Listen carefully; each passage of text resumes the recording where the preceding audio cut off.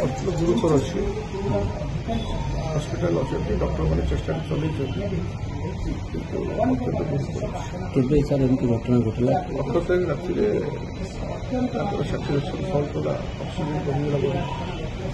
तो 3टा राति नहीं कैपिटल हस्पिटाल तो सेठी स्ट्रोक आसला आम तो किम्स हस्पिटाल नहीं गलु किम्स रे सीपीआर टा देला पुणी हार्टा पुणी आउ थे रिवाइव कला हार्ट आउ थे चलला कि ब्रेन रो अनेक किसी पार्ट क्षतिग्रस्त होता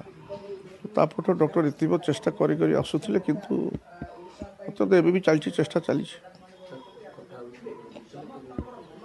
सागर ना ना ना लास्ट 18 तारीख कथबार्ता होती सब कहूँ